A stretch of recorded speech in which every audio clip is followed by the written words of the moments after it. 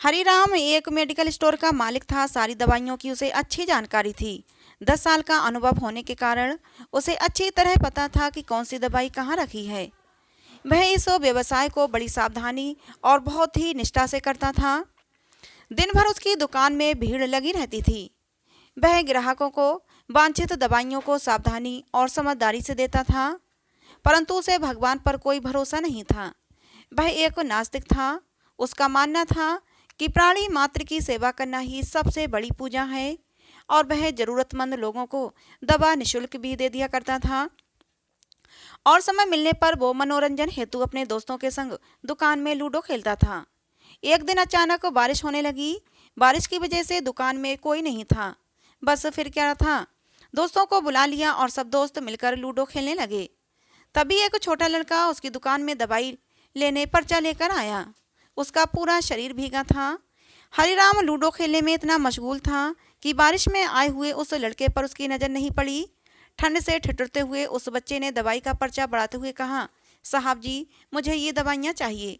मेरी माँ बहुत बीमार है, उनको बचा लीजिए। बाहर और सब दुकानें बारिश की वजह से बंद हैं। आपके दुकान को खुला देखकर मुझे विश्वास हो गया कि अब मेरी माँ बच जाएगी। उस लड़के की पुकार सुनकर लूडो खेलते खेलते ही हरिराम ने दवाई के उस पर्चे को हाथ में लिया और दवाई देने को उठा। लूडो के खेल में व्यवधान के कारण अनमने मन से दवाई देने के लिए उठाई था कि बिजली चली गई। अपने अनुभव से अंधेरे में ही दवाई की शीशी निकालकर उसने लड़के को दे दी। दवा के पैसे देकर लड़का खुशी खुशी दवाई की शीशी लेकर चला गया। अंधेरा होने के कारण खेल बंद हो गया और दोस्त भी चले गए। अब वह दुकान को जल्दी बंद करने की सोच रहा था, तभी लाइट आ गई और वो ये देखकर दंग रह गया कि उसने दवाई समझकर उस लड़के को दिया था वो चूहे मारने वाली जहरीली दवा की शीशी थी, जिसे उसके किसी ग्राहक ने थोड़ी ही देर पहले लौटाया था। और लूडो खेलने की धुन में उसने अन्य दवाइयों के बीच ये सोचकर रख दिया था कि खेल समाप्त करने के बाद फिर उसे अपनी जगह वापस रख देगा। उसका दिल जोर जोर से धड़कने लगा। उसकी 10 साल की विश्वसनीयता पर मानो जैसे ग्रहण लग गया।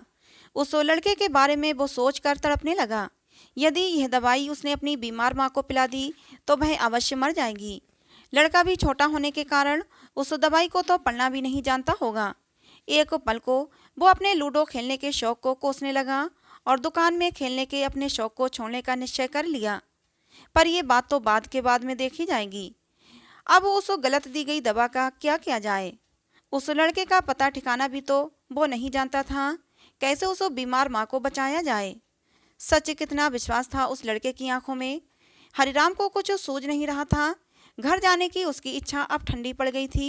दुविधा और बेचैनी उसे घेरे हुए थी। घबराहट में वो इधर उधर देखने लगा। पहली बार श्रद्धा से उसकी दृष्टि दीवार के उस कोने में पड़ी जहां उसके पिता ने जिद करके श्री बांके बिहारी का छोटा सा चित्र दुकान के उद्घाटन के वक्त लगा दिया था।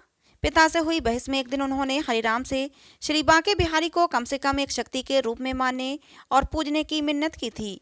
उन्होंने कहा था कि भगवान की भक्ति में बड़ी शक्ति होती है, वह हर जगह व्याप्त है और श्री बांके बिहारी जी में हर बिगड़े काम करने की शक्ति है।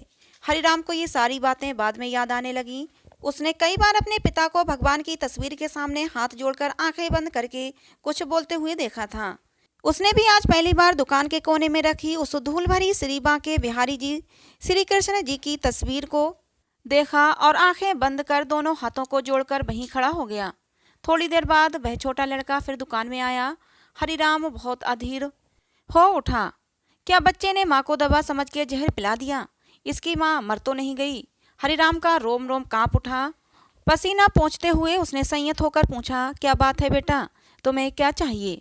लड़के की आंखों से पानी छिलकने लगा। उसने रुकते रुकते कहा, बाबूजी, बाबूजी, माँ को बचाने के लिए मैं दवाई की शीशी लिए भागे जा रहा था। घर के निकट पहुँच भी गया था। बारिश की वजह से आंगन में पानी भरा था और मैं फिसल गया। दवाई की शीशी गिरकर टूट गई। क्या आप मुझे दवाई की दूसरी शीशी दे सकते हैं बाबूजी? हरिराम हक्का बक्का रह गया। क्या ये सचमुच श्री बांके बिहारी जी का चमत्कार है? हाँ हाँ, क्यों नहीं, हरिराम ने चैन की सांस लेते हुए कहा। लो ये दवाई। पर मेरे पास पैसे नहीं हैं, उस लड़के ने हिचकिचाते हुए बड़े भोलेपन से कहा। कोई बात नहीं, तुम ये दवाई ले जाओ और अपनी माँ को बचाओ। जाओ जल्दी करो, और हाँ, अब की बार जरा संभल के जाना। लड़का अच्छा बाबूजी कहता हुआ खुशी से चल पड़ा। हरिराम की आंखों से अविरल आंसुओं की धारा बह निकली। शरीबा के बिहारी को धन्यवाद देता हुआ अपने हाथों से उस धूल भरे तस्वीर को लेकर अपनी छाती से पोंछने लगा और अपने माथे से लगा लिया। आज के चमत्कार को वो पहले अपने परिवार को सुनाना चाहता था।